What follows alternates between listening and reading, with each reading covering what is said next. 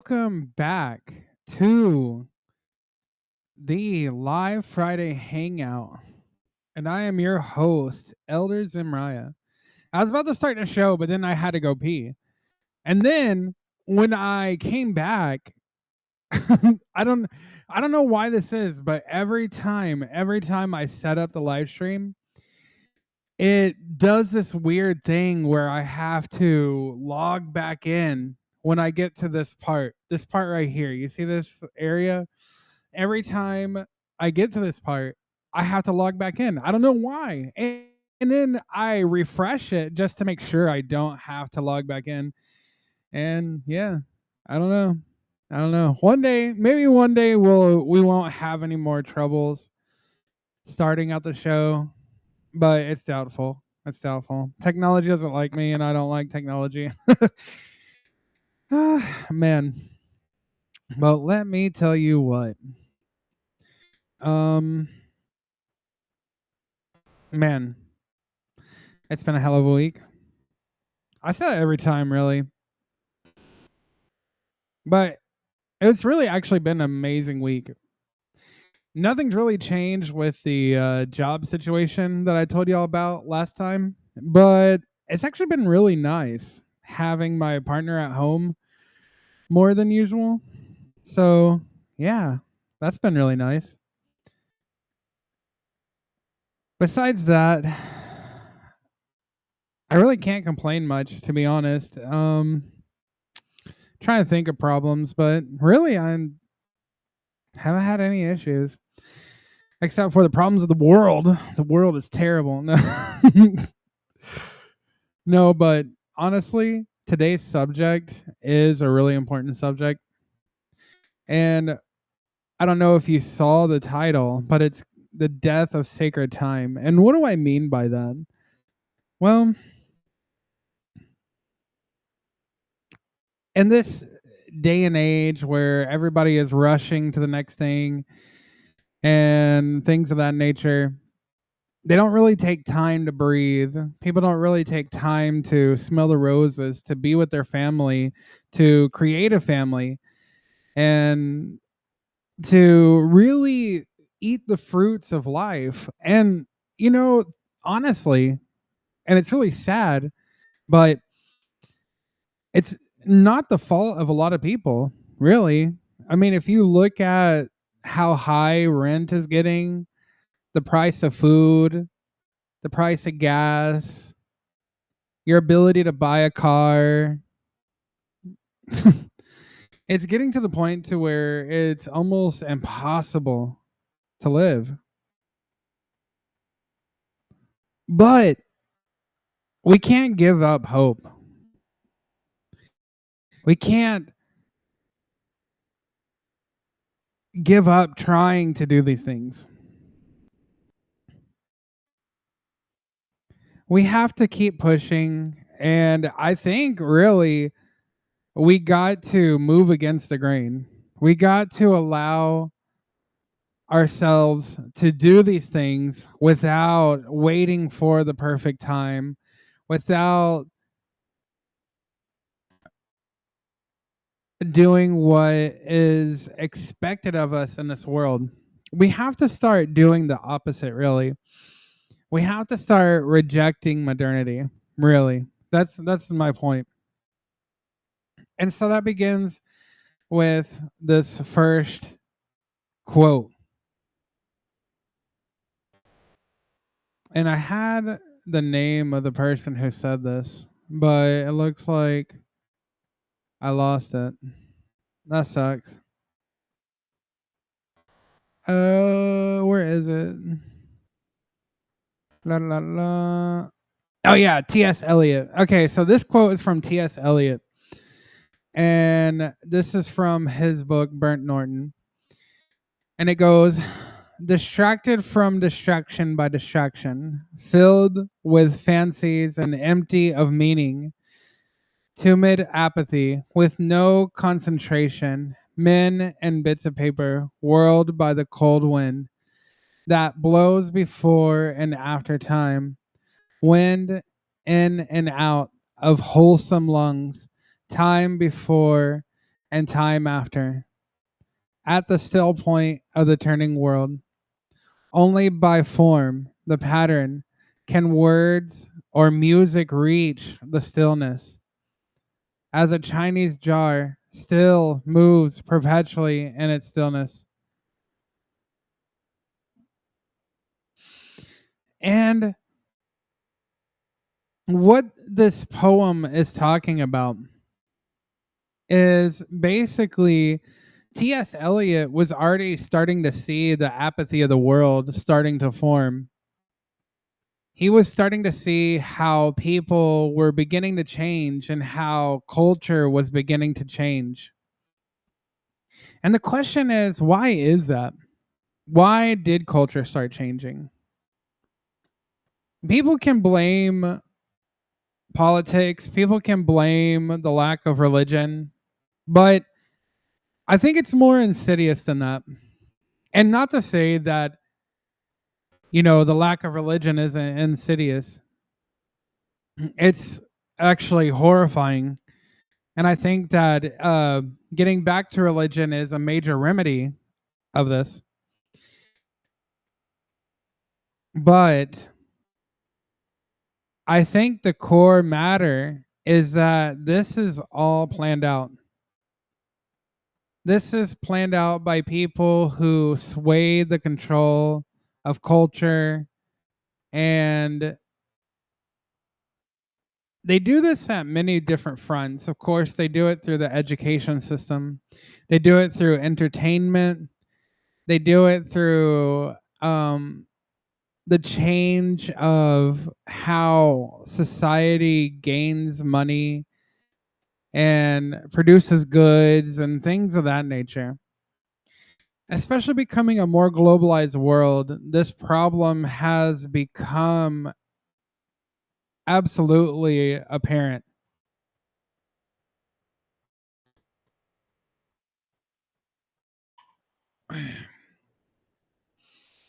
One of these turning points where this has become just absolutely obvious was during COVID and post COVID, like right after COVID.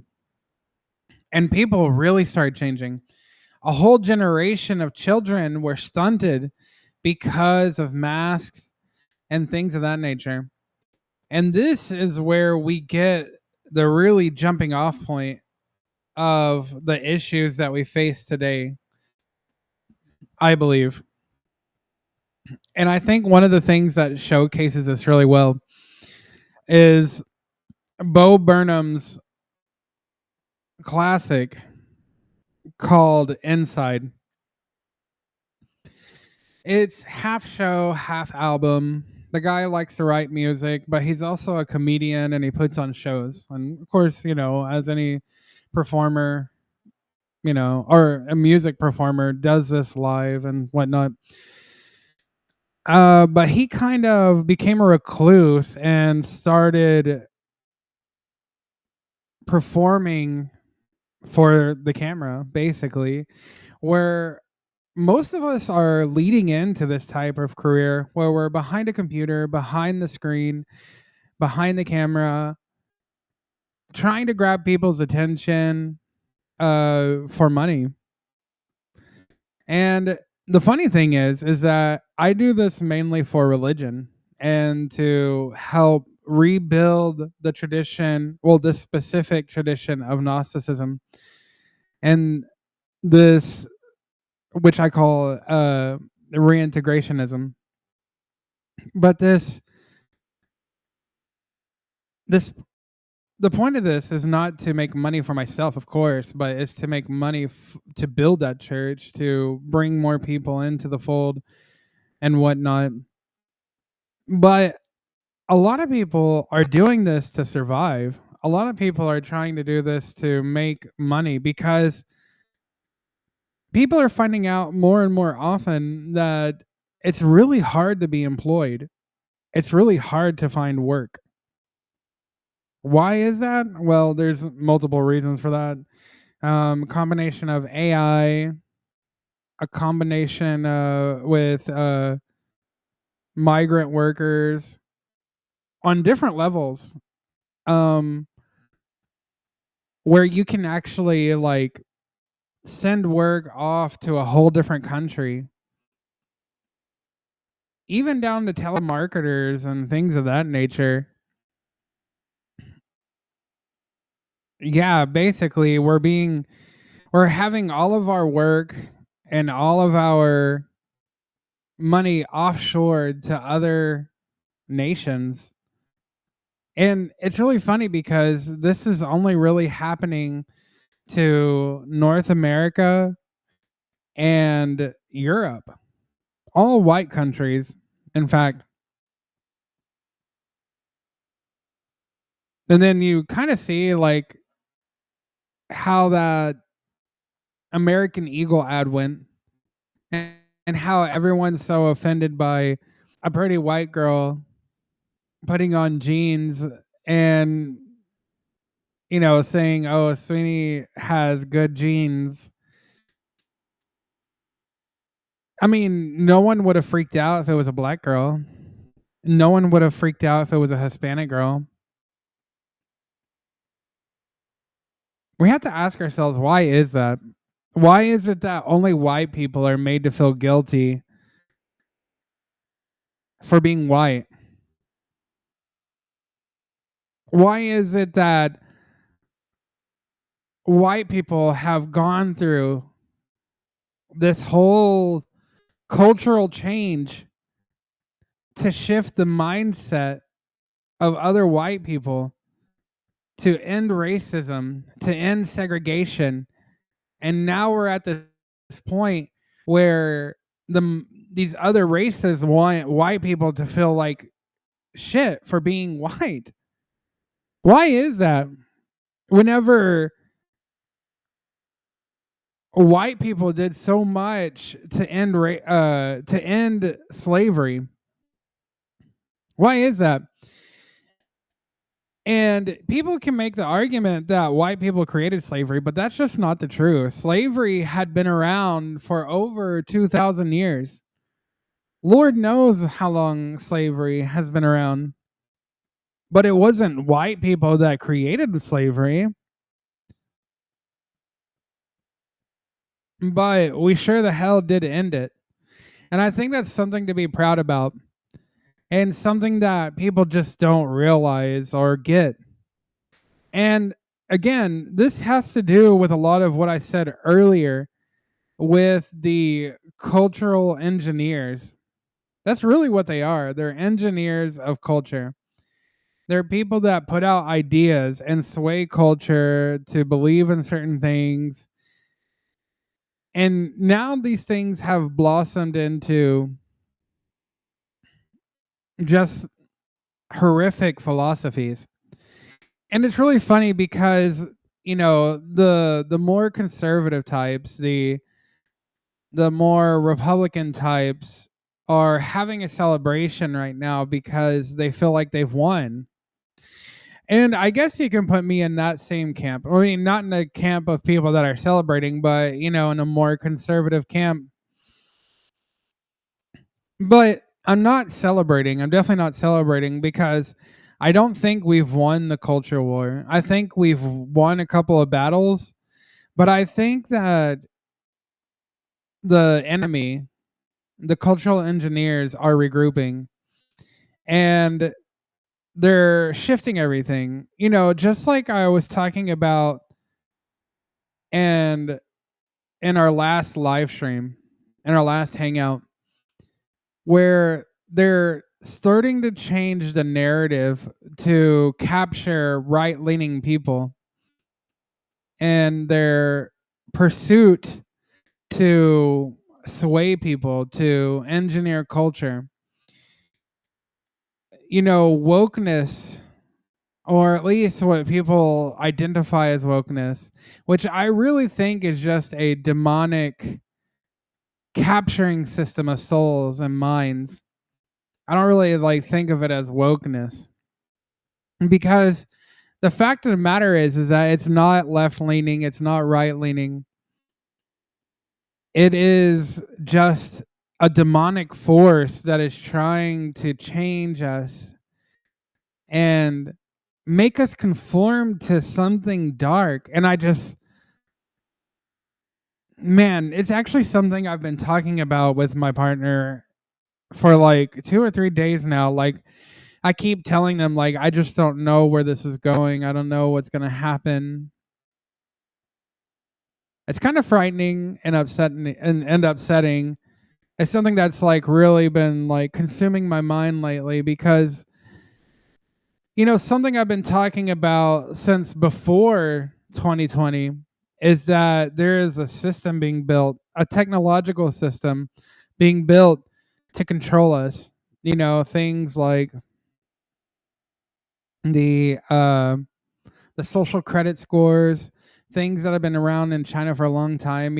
For a long time in what I like to call the truth movement, we've been talking about these things forever, and now they're really starting to come to a head. And like I said, people are think that we're winning, but we're really not. We're really not. They're actually just being captured themselves. Those people that think we're winning are being captured. And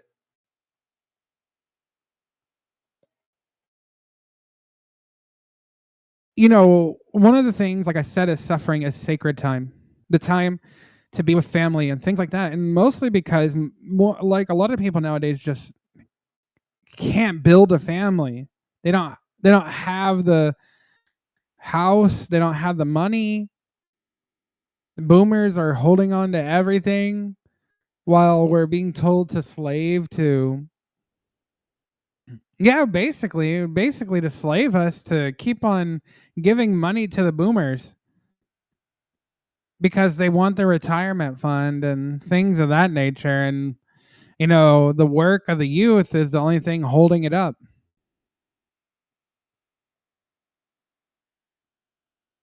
But yeah, anyway, one of the places that people are going to is the internet. People are living on the internet, literally. And this is one of the problems that's causing the disconnection of family, of togetherness, of shared love and empathy for one another.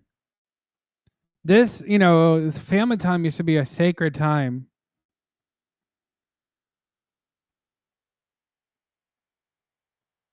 Let's watch the clip.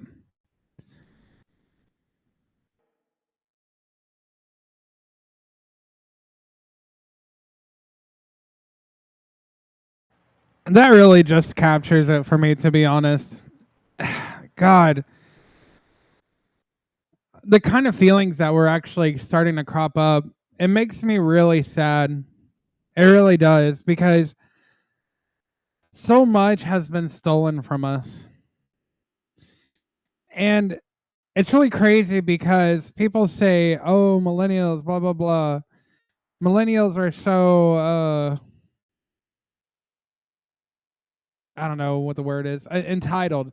Millennials are so entitled. Millennials always want more. Millennials, blah blah blah." It's really funny because sometimes I don't really feel like a millennial because I like there's millennials that were born in the 80s, okay?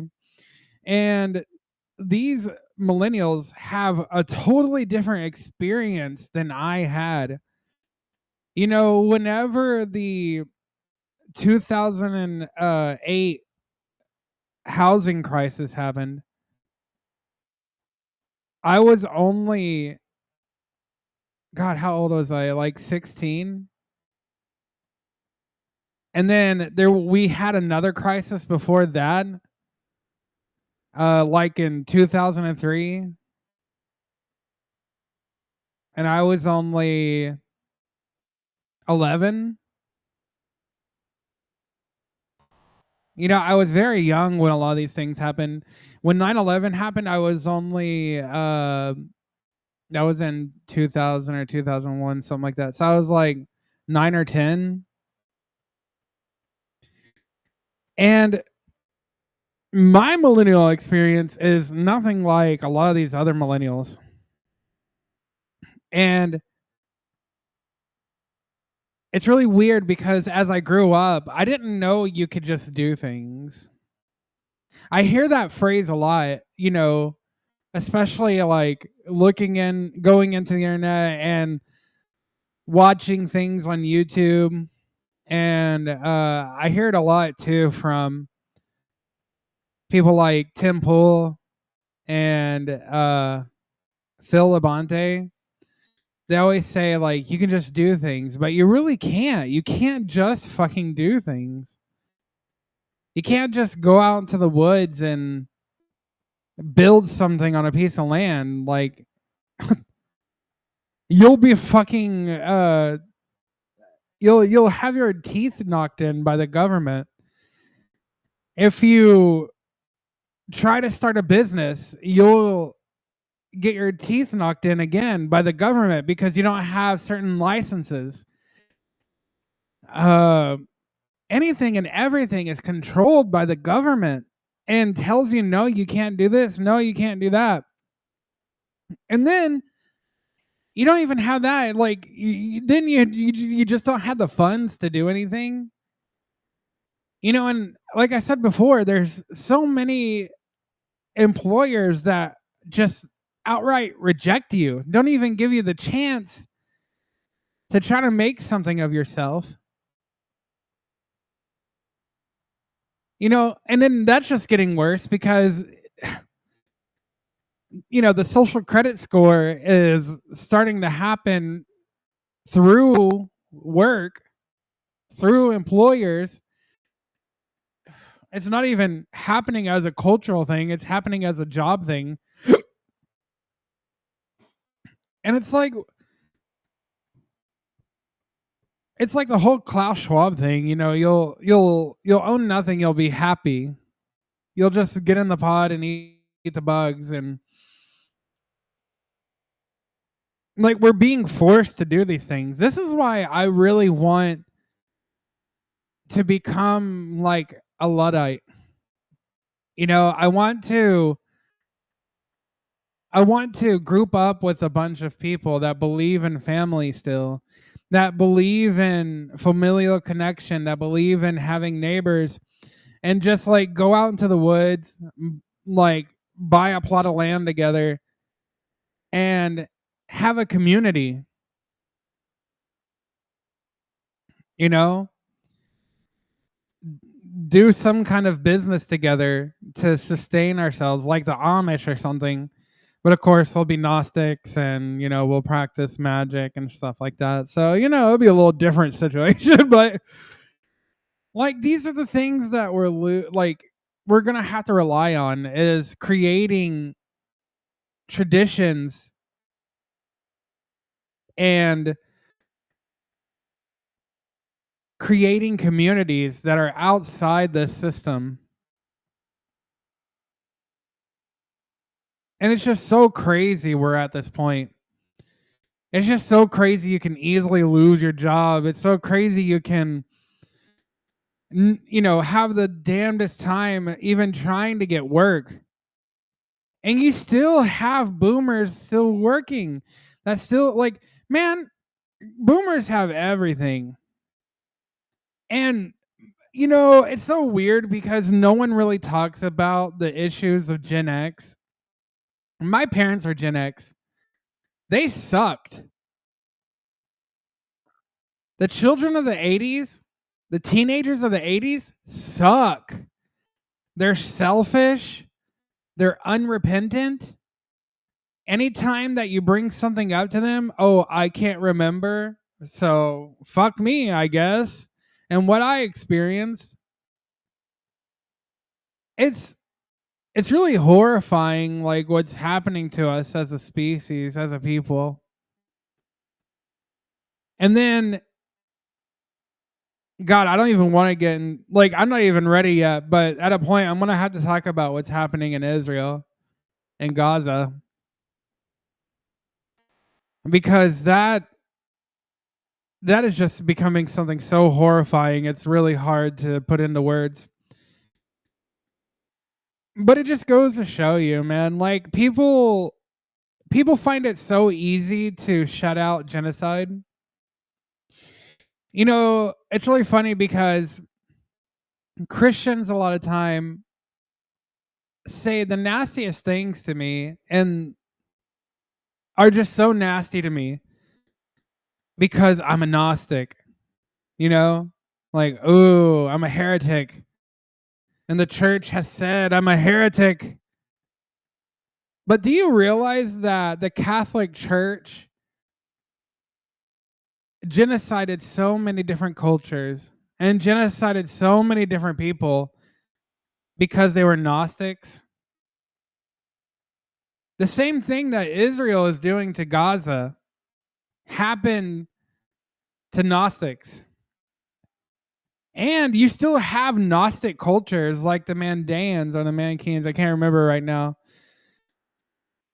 But you have them and they're, and they're part of the world in the Middle East where they're protected by certain governmental groups because they're very tiny and they're still being attacked to this day.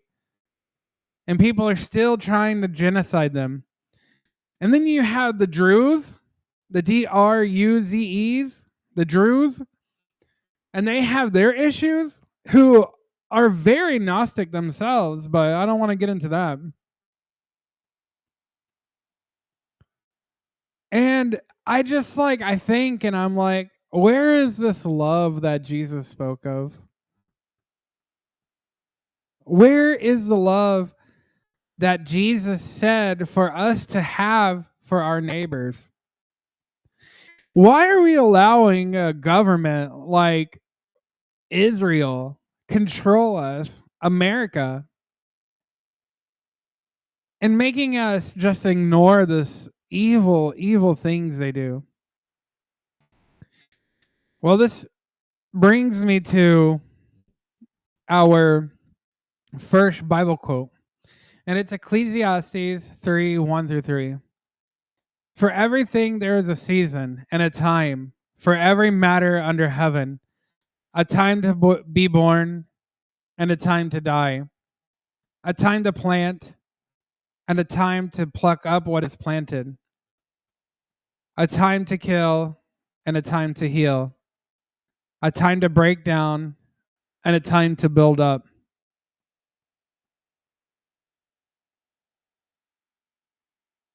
Think on those words.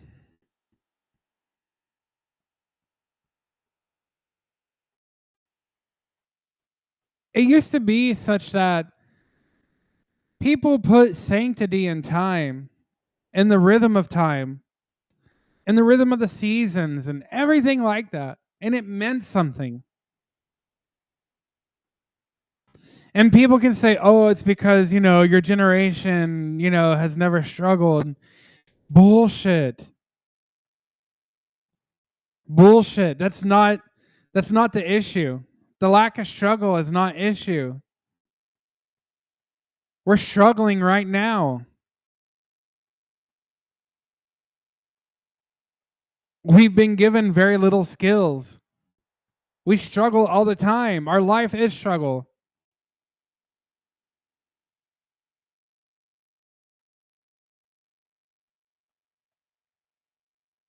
The older generations are just selfish as hell. Boomers are selfish as hell. Generation X is selfish as hell. And they have like such a concentration of wealth that they can just look down on us and, as peons.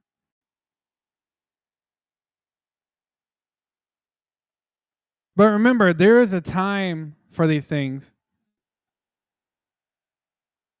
But we have to ask ourselves, when is it our time? When are we going to change this? When are we going to flip the script?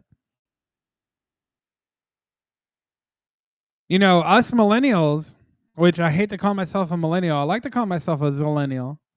A zillennial. Not a zillennial. Where fucking Generation X likes to connect themselves to millennials. No, I'm talking about zillennials. Zillennials. those who are millennials, but latter millennials, and connect more with Gen Z.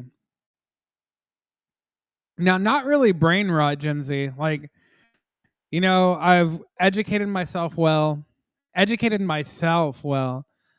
I read, I write, I even know how to do cursive, for God's sake. Well, that's only because my great grandmother took the time to teach me. And that's one problem. It makes me so upset. Like how these older generations talk down on us younger generations whenever they don't realize that they're the problem. They're the source of the fact that we don't have any skills.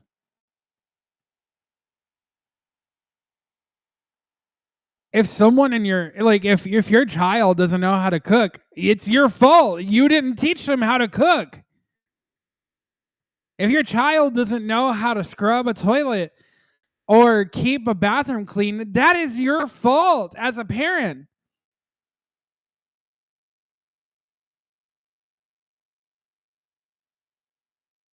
The parents of America and Europe have failed us as a generation. And I know there's some of y'all out there that are like, well, I didn't do that with my kids, blah, blah, blah. Not talking about y'all. Y'all are part of a minority that, thank God, held on to some sense. But this is not the case for everybody. It's definitely not the case for a lot of us. And so now you have people's minds being warped, completely being changed and warped because they're stuck online all the time, because they don't have any real skills, because they're learning from something that's not human. And speaking of Tin Pool, here's what he has to say on it. And this is like a year old. So he probably says some things that are off the wall that doesn't really match with what's going on right now in particular. But here you go. Remember Dove Real Beauty Campaign and body positivity. And now I'm old enough to remember Dove Real Beauty Campaign and body positivity. And now I'm kind of wondering if we should have just celebrated morbid obesity, because what we're getting now is horrifying and substantially worse. I saw this story in the Daily Mail. Andrea Ivanova, 26, says she has the world's biggest lips. Her lips are so big she can't even close her mouth. And it is horrifying. I feel bad for this woman.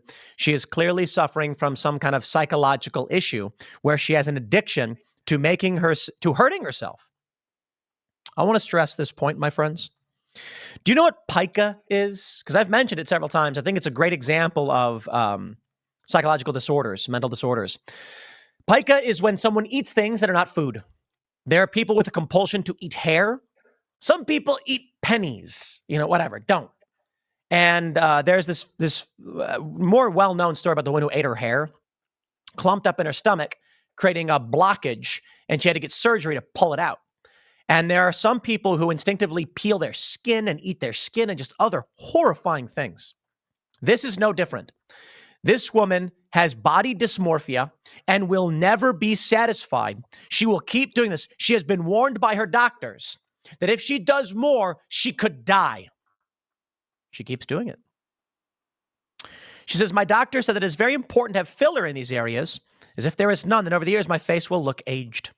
She's saying now that after she got the world's biggest lips, she got nose filler to make her nose bigger on the sides to even things out. She had the soluble substance injected into either side of her nose to avoid looking aged to preserve her youthful face. There was a viral video of a woman asking her audience on Instagram, how old do they think she is? And they said 50. She was 26. Why? She got lip injections and fillers in her cheeks and in her nose and in her mouth. And so she looked like, like the weird scrunched face. Here's the thing. Typically, plastic surgery was getting done by women who were like 50 or some odd years old, late 40s. So when a young woman gets the same surgery and ends up looking like these other women, people assume she must be old. And she was shocked. But this is what's happening. Selfie culture is driving people to get plastic surgery so they look like filtered photos. Social media is frying people's brains. America's teens are already planning to get plastic surgery, and they are. They're doing it. They're trying to look like filters. They're getting lip fillers. And I'm going to say this. I try not to be too crass when I talk about this stuff. I try to be respectful sometimes. I'll call leftist cultists and things like that. But lip fillers are disgusting. 100%, in my view, I am repulsed by them. If I see a woman, anybody, with lip injections and cheek plants, it is repulsive to me. By all means, live your life. Do what you want to do. I got no beef, right? I also find makeup to be gross as well. It smells weird, and it's just, ugh. Blech. There are certain women who understand a light touch with makeup goes unnoticed, but noticed, if you know what I mean. Guys won't notice you're wearing makeup if you do it just right, and that natural look tends to be better. At least maybe for my generation. But now what we're seeing with social media is that young women are getting their faces injected and plastered up, and they're starting to look like the Joker.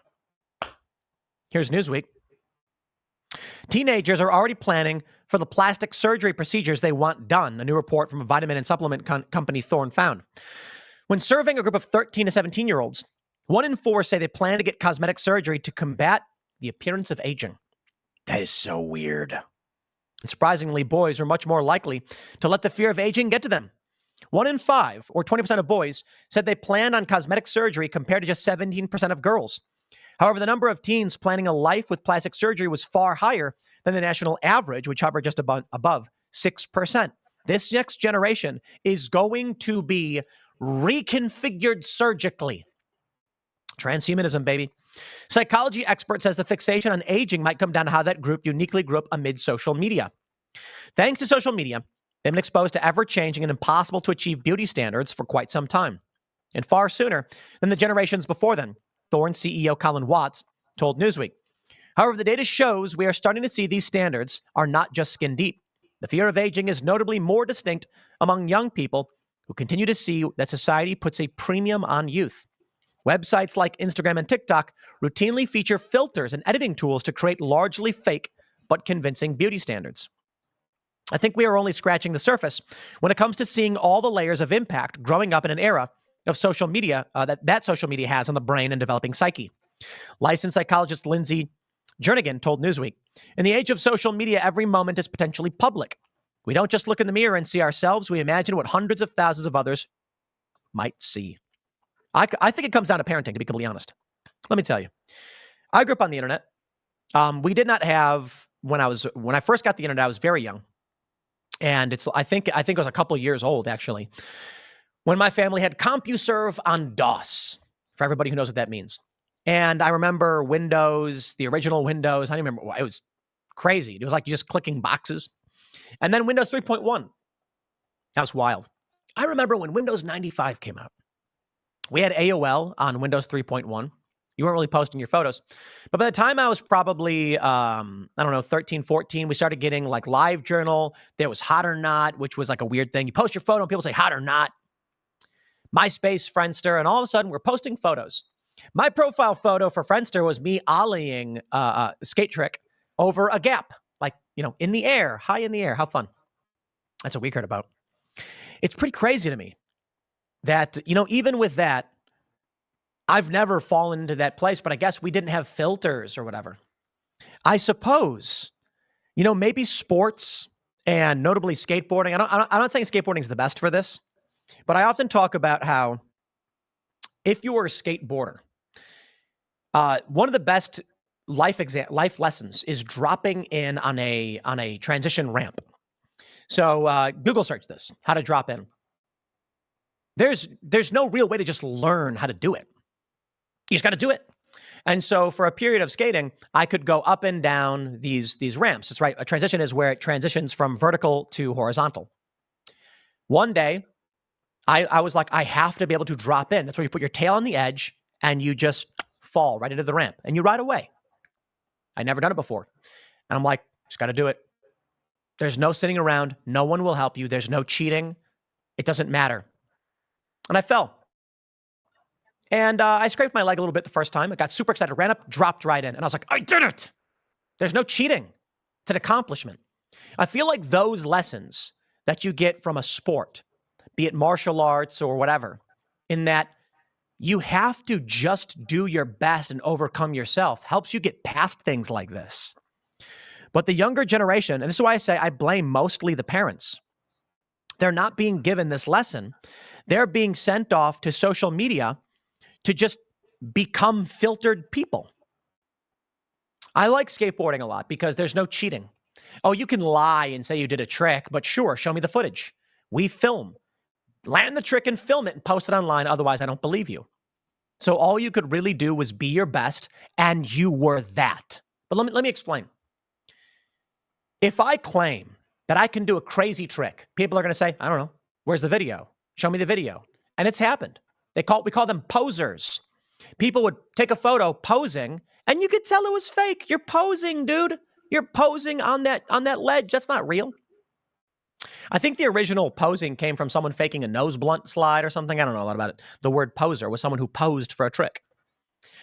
And that's what you were. So what does that mean for you? If you're out in the world and you want to be recognized as something, someone good and accomplished, you not only have to be able to do it, you got to film it too. You can talk big game all day and night, but people are just going to be like, yeah, I don't know, whatever. Show me the footage. And if you couldn't, you couldn't. What does that mean? It means everyone saw you for who you really were, no matter what you wanted to do. You could try, you could fake it, but if you can't do the trick, you can't do the trick, and everyone knows. That's it. There's no makeup, there's no surgery, there's no faking it. You can try and lie, it doesn't work. That's the lesson I get from skateboarding. So ultimately, it's just, you are who you are. You have to be who you are. People will make fun of you, they'll attack you for it, but you know who you are, and you know what you can do, and you know what you can't do, and you know what you look like. These young kids, I think many of them don't get this lesson, which needs to come from the parents and from real world activities. But they live their lives on social media, so they want to be something else. They can pretend to be something else online, and who can say otherwise? This precipitates, in my opinion, a collapse. People are going, or actually, I shouldn't say collapse, but an artificial selection, perhaps a natural selection created by our own behaviors. What's going to happen?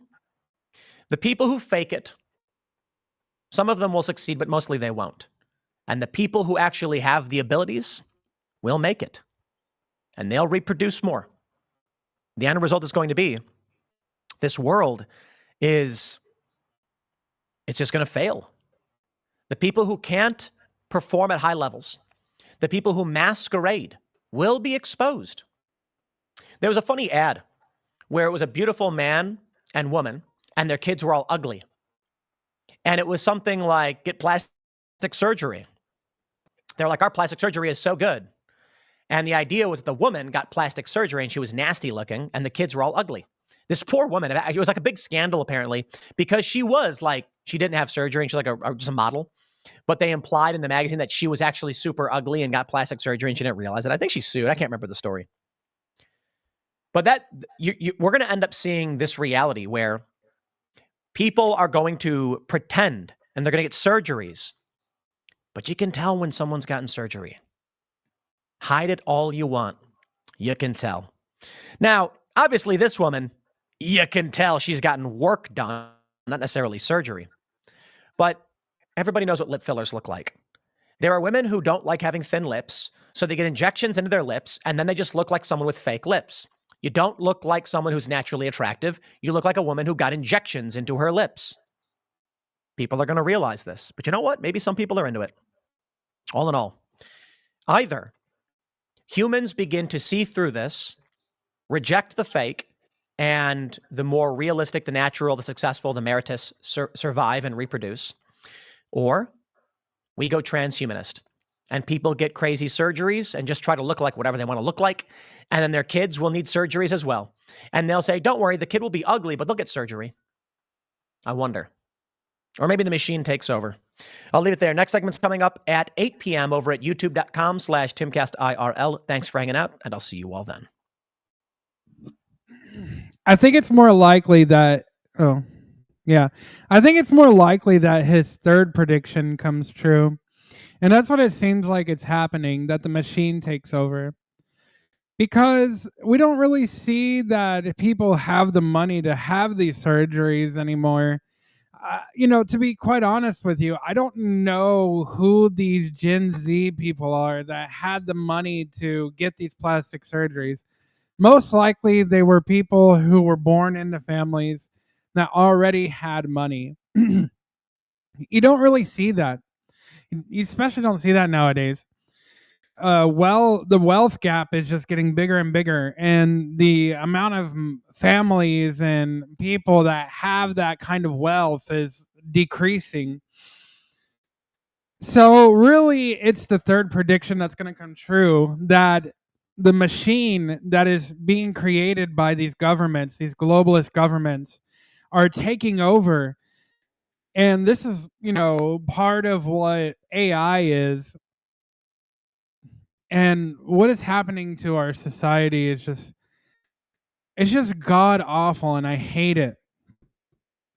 We got to get away from the cities. We got to stop participating in this death spiral.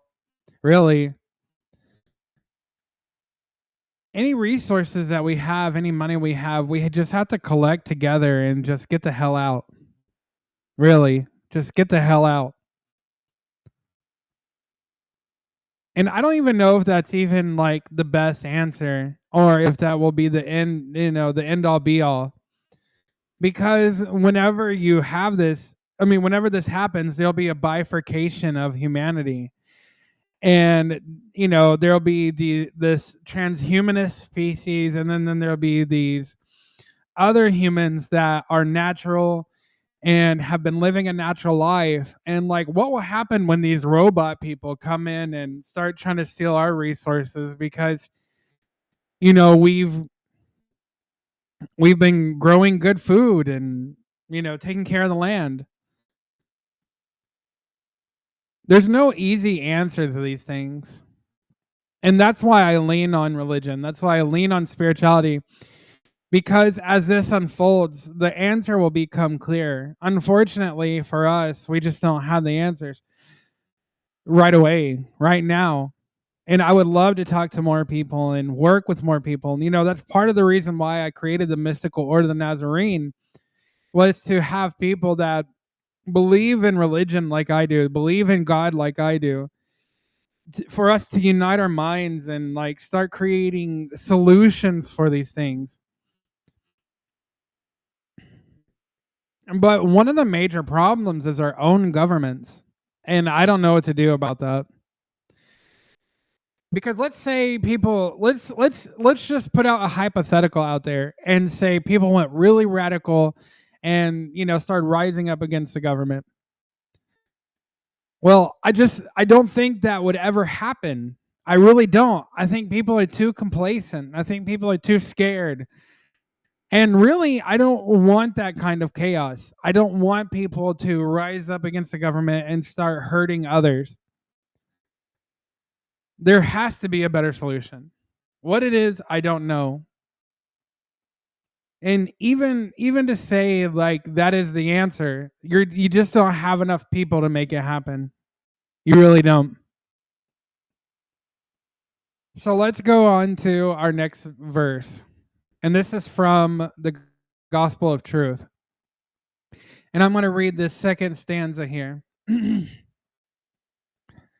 This ignorance of the Father brought about terror and fear, and terror became dense like a fog that no one was able to see. Because of this, error became strong, but it worked on its hylic substance vainly, because it did not know the truth.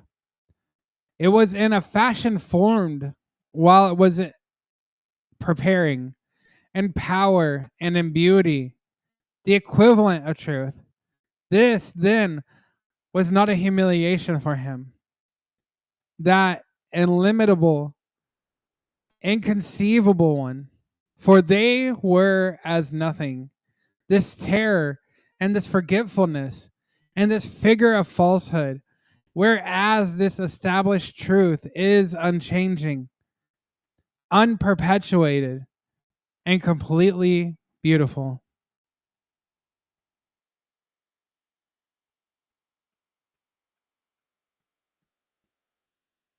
This is part of the problem that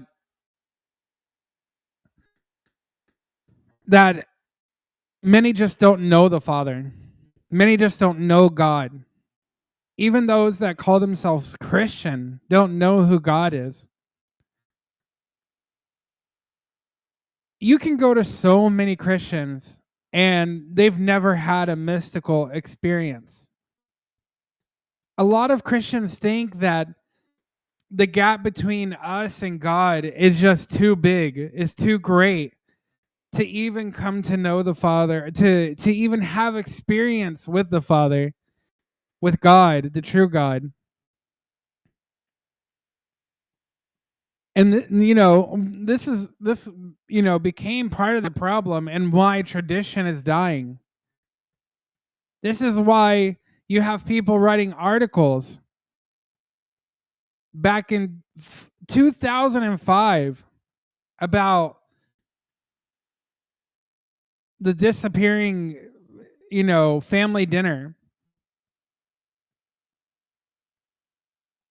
Man, whenever I was a kid, the only time I sat at a family dinner table was when my family lived with my grandparents, my great grandmother and my grandmother. That was the only time I ever really only like sat at a family dinner table. Once my family moved out of my great grandmother's house and my grandmother's house, it was always in front of the TV. We always ate in front of the TV. And then eventually that started going away. Sometimes people didn't even show up for dinner. Sometimes people ate dinner later or ate dinner somewhere else.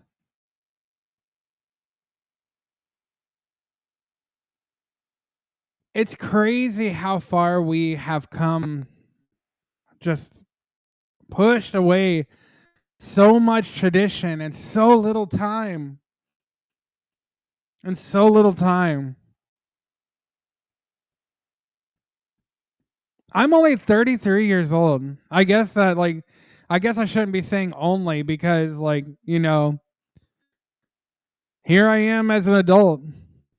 Here I am supposed to be, a figure in some kind of community. But even that growth has been stunted. Not even for my own issues, but some of y'all don't even want to interact with me because y'all are scared to take that next step. Because y'all are scared to be a part of community. And I don't blame y'all. But something's got to fucking change, man. We can't keep doing these things. We can't keep giving in to this fucking narrative. We can't keep giving in to the evils of the world and pushing each other away and just doing what we want to for the fuck of it. We got to start thinking about now. We got to start thinking about the future. We got to start thinking about leaving something behind. We got to think about legacy. I want y'all to build a family with me. I want to build community with y'all. But where the fuck are y'all? I read about Gnosticism all the time. I read about the ancient history of Gnosticism, the closeness of these communities, these ascetic communities that were focused on God all the time, had each other's back, fought against governments, like to the point to where religious institutions killed them because what they preached was so freeing. I know for a fact what I preach today is still freeing. It's so fucking messed up because you have these new agers, these fucking weirdos online and shit that talk about like all religions are connected and how tradition is bullshit and forget hierarchy. But these people are leading you further into the pit. They're leading you further into the abyss of apathy. They're leading you further into self-hatred, into hatred of the world, into hatred of everything that is fucking good, man. And why? Why? Just, to say, blow it all up? Good. We can blow it up, man. We can have a controlled demolition of society. Why the fuck not? But let's do it by building our own communities. Let's do it by developing our own tradition, not by letting everything go and letting everything human society has ever worked for and let go of that. Like, people just don't realize what the hell they're asking or what they're doing to themselves or future people. You are putting future people in the hands of government. Don't you understand that? The people that did this shit to you, you're giving them all the power by just letting go and by not letting yourselves enjoy tradition, building good tradition. I want to do that. I want to do that through the mystical order of the Nazarene. I want to do that through the Holy Reintegrated Church. But fuck, is it not hard to get some goddamn help? I'll even be candid with y'all. It's even hard to get some fucking help from my own husband. You know that? From my own fucking partner. And I don't blame him for the most part because he's in the same generation as us. He faces the same issues. And then he has more things stacked on top of that. I'm not going to get into that. And I'm not going to get into the particulars of things. But this is a common thread throughout all people, even people who have partners, are having a hard time getting support from their partner when they're trying to build something. I'm not the only one. I know that for sure.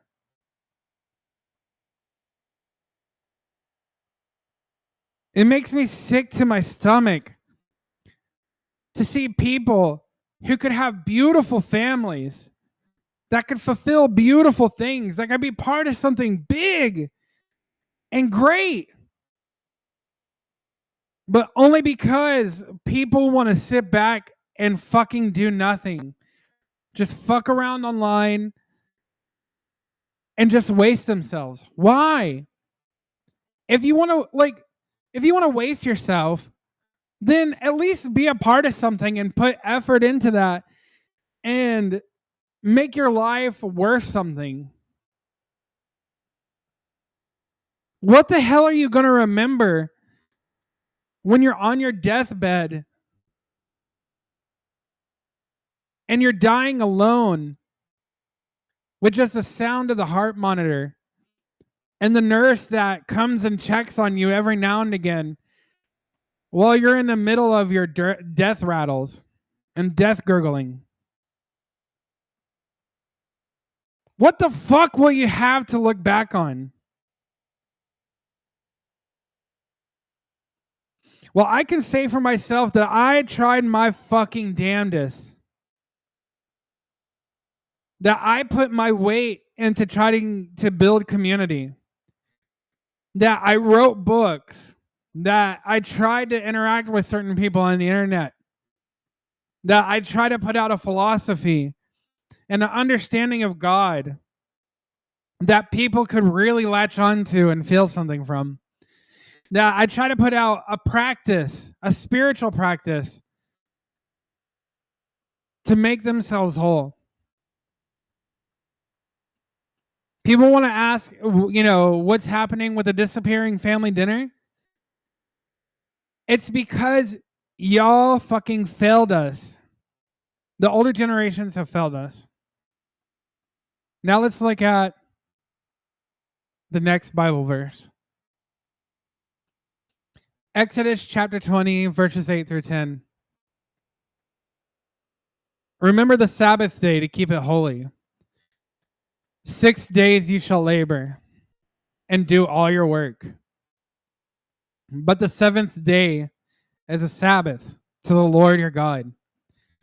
In it you shall not do any work, you or your son or your daughter, your manservant or your maidservant or your cattle or the sojourner who is within your gates. Really, it's funny because I wrote the script and now I'm filming a video about the end of the world from the Gnostic perspective. And I'm talking about the concept of the Cosmocrator.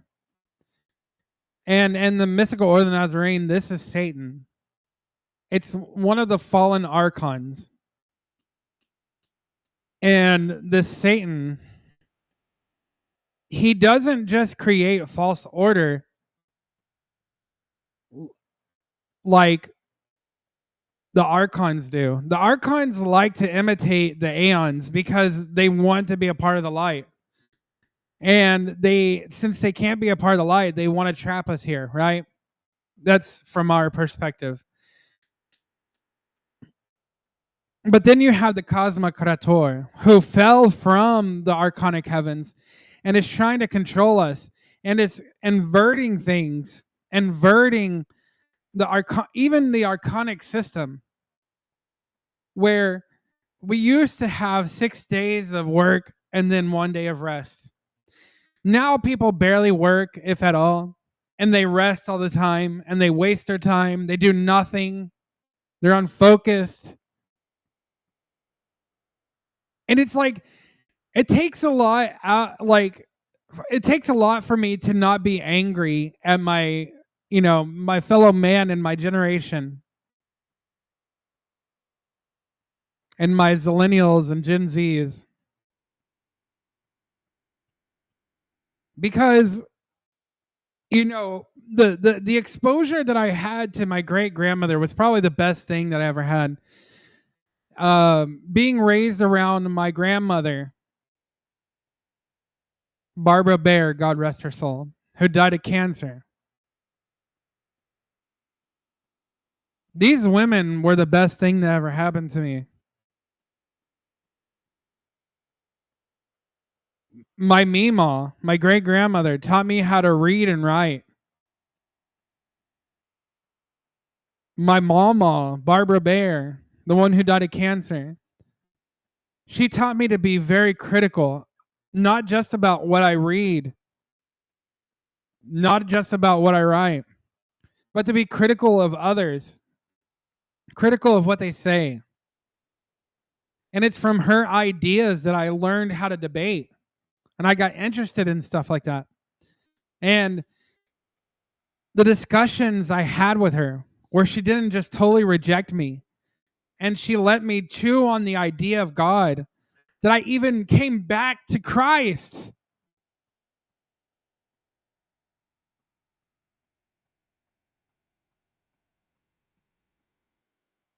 So many of the older generation has just failed us. And I'm not saying that thinking of the example of my great grandmother, who was part of the silent generation, and my grandmother, who was a boomer, ironically. But I'm thinking of my parents, Gen Xers, who have completely failed me. And if it was up to them, I would not even be a Christian because of the way they treated religion and treated these subjects. How brain dead they were, how selfish they were, how immature they were.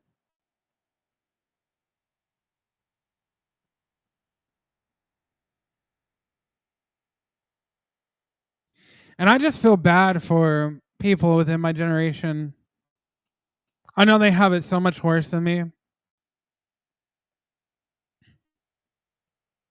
And I feel like these kind of articles like just hit so hollowly. How our family found rest in the Sabbath and how you can too.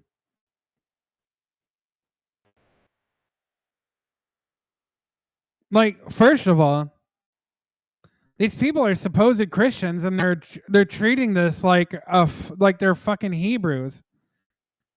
Like, I know that we're grafted in to the inheritance of Abraham, but the Sabbath, the meaning of the Sabbath and everything had completely changed with Jesus. And I don't want to get into that discussion. Really, that's not what this is about. But it's crazy how disconnected a lot of people are and realize what's going on. Like these poor kids. Well, I don't know. If they're doing this shit, they might be okay, okay?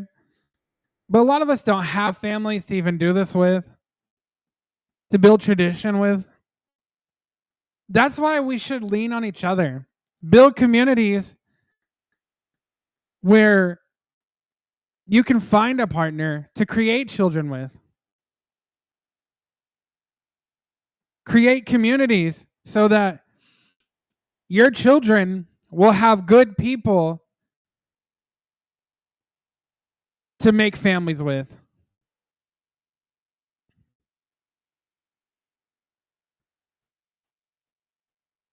But it's so hard to even look that far.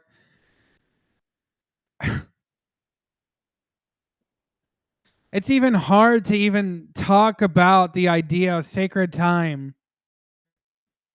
That was the subject of today. And I've kind of gone off the rails with that because this has been weighing on my heart.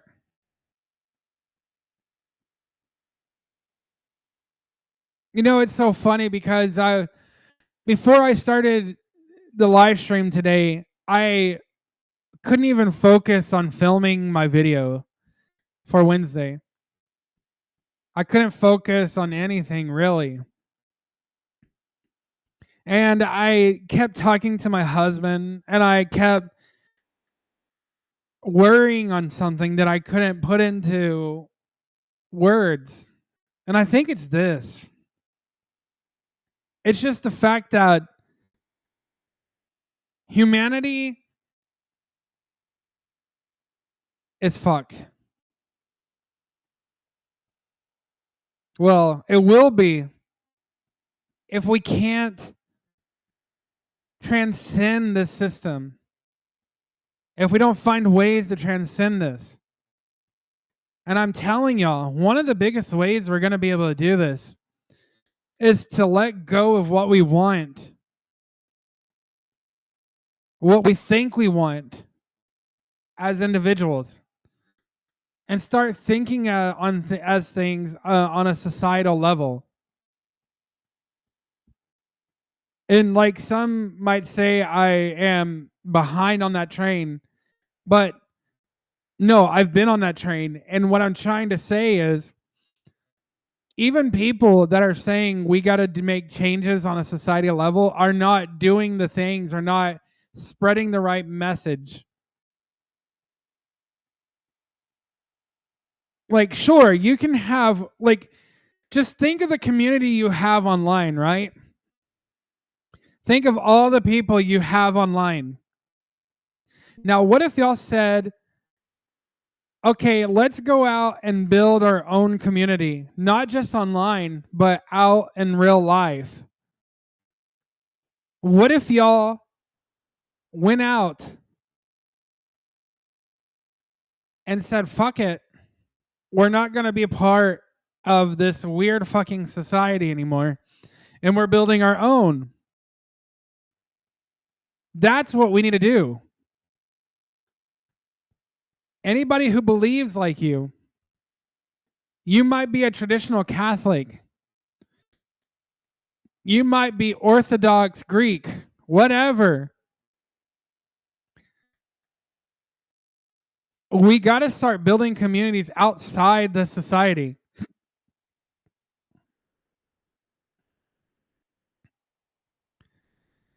And that goes even more so for us Gnostics, us Gnostic Christians. We are already pushed to the wayside.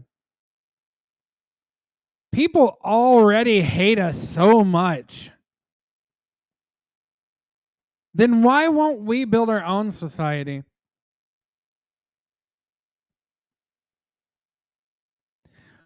Why don't we look back at the ancient ascetic discipline of our Gnostic ancestors and replicate that? Have you ever heard of the desert mothers and fathers? Those people started out as Gnostics. And then, of course, as the church started trying to take over and everything like that, the proto-orthodoxy, they had to let go of some things and, just became part of the Catholic Church and things like that, just to be left alone. But of course, these people still practice what they practice in secret. That's why you have like all of these like odd traditions in different Catholic corners of the world, because of these Gnostic traditions that hid among them. Well, let us do that. Let us go a step further. Let us bring back Gnostic Christianity.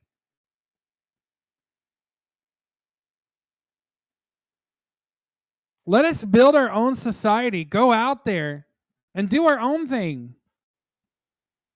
And of course, we'll have to make money. We'll figure that out. The Amish did it. They grow things, make things, open stores. We can do the same thing. We can build our own society. We just have to give up this epithet of do what you will, be the whole of the law. Aleister Crowley is the bane of Gnosticism. He called himself a Gnostic, but he is a fucking liar. He knew nothing about Gnosticism. He's a libertine asshole who couldn't even see past fucking 10 years. And look at the society we have now.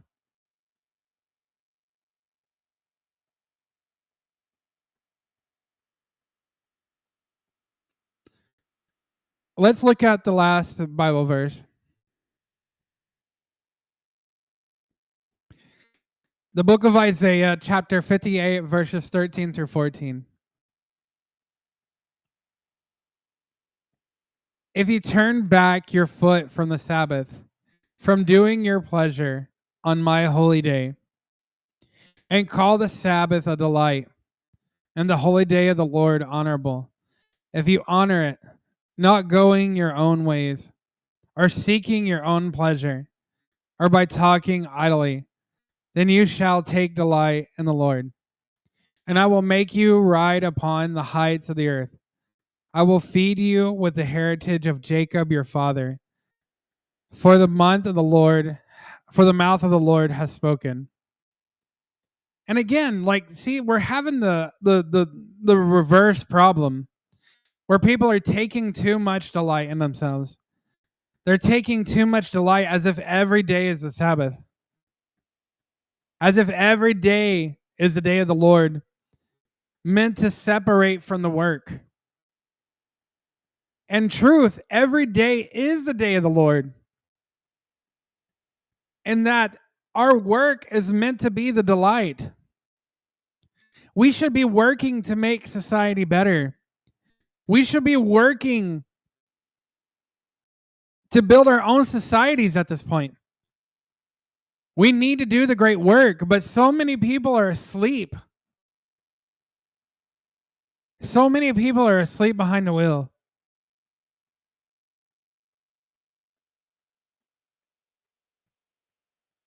What is going to happen whenever the most evil people on the earth are the ones that cover the earth? Because good people, amazing people, wonderful people didn't stand up, separate themselves from this evil fucking society, and said, enough is a fucking enough. I'm not going to be a part of this anymore. I'm not going to do this evil work anymore. And I'm going to go out into the wilderness with my brothers and sisters. And I'm going to build something holy. God damn it. Why is this like an issue? Don't you want something better for yourself?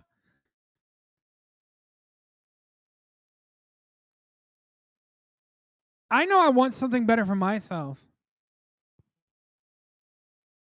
I know I want something better for my husband. I wanted to have children at one point, but I don't even know about that anymore.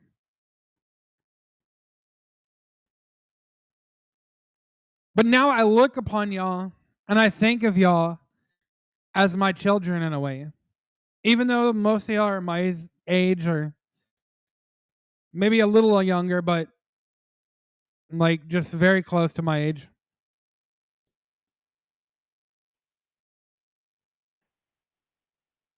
And I want us to actually build a family so that y'all can build real families.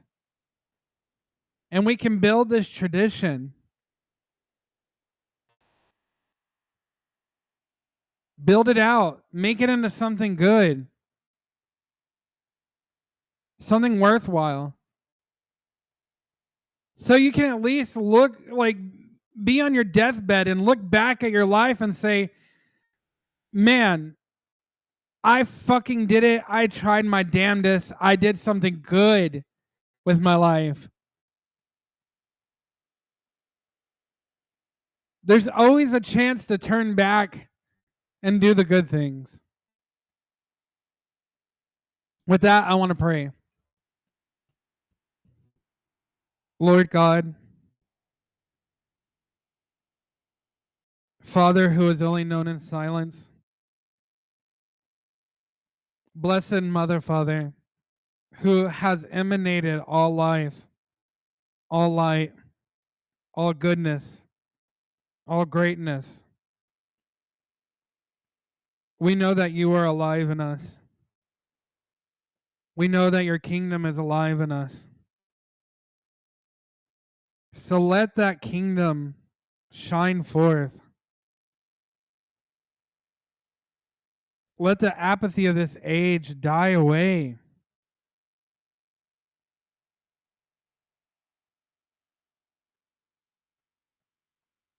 Awaken us, O God. Lead us into the wilderness to find the truth. Lead us into the woods to separate from this evil, dark, loathsome society.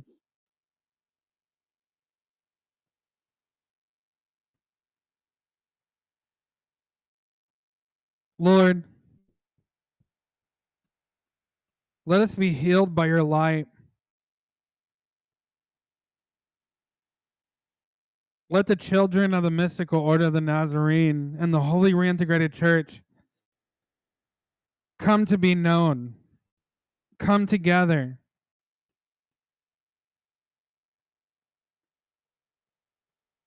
May it awaken within them to know this tradition.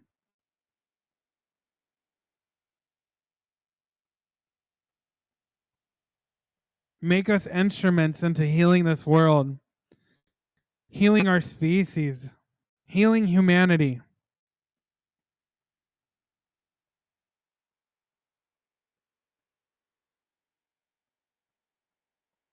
Help us realize we must reject this sick, dark world. God, in your holy name, I pray.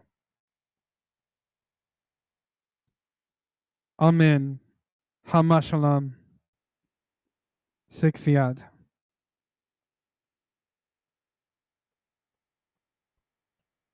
With that said, guys, this is the end of our show.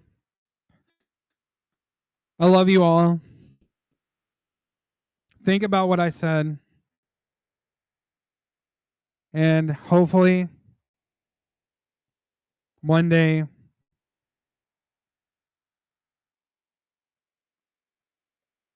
we can realize that this is all more than just chaos. That we